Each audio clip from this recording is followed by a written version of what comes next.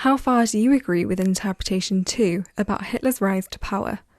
Explain your answer using both interpretations and your knowledge of the historical context.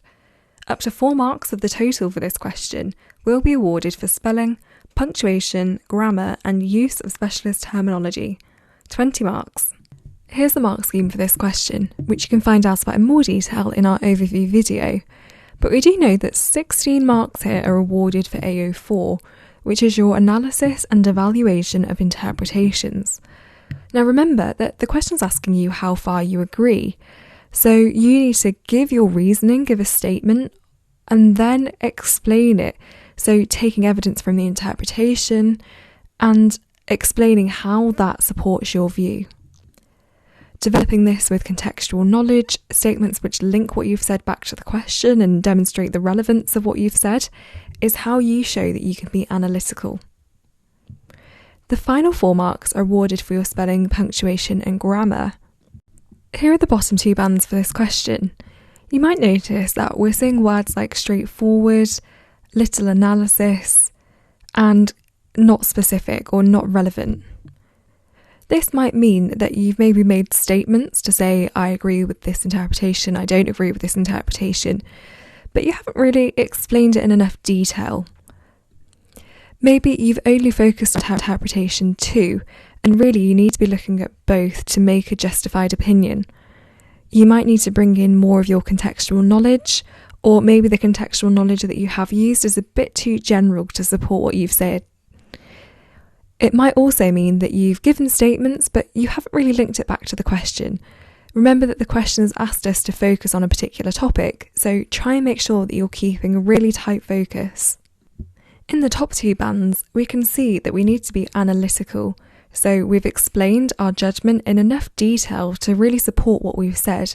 We've brought in relevant bits of our own knowledge, we've explained why we think what we do by linking all the evidence we've used back to the question, and we've looked at both interpretations to explain why we agree with one more than the other. In order to score in the top band though, you need to have made a justified overall judgment, which you keep up all the way through the answer, so try not to sort of flick between one view and the other. Being consistent and being really clear on what you think is a great way to show the examiner that you're confident and that you are really convinced of your opinion and therefore score in the top band. Remember that 4 additional marks are available for your spelling, punctuation and grammar. Now that doesn't mean that you have to do anything different or special as such, but it's just a really good idea to take a bit more caution maybe.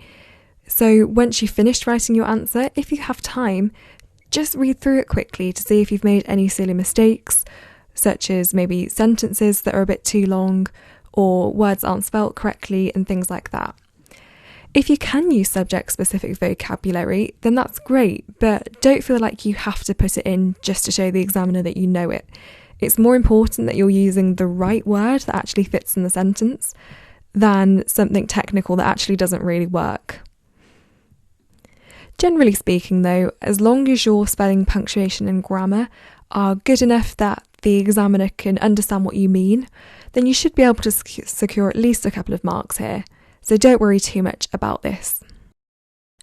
There are many points you could make here, whether you chose to support the statement or counter it, so as long as what you say is relevant and correct, the examiner will award you the marks. But let's take a look at an example if you chose to support the claim.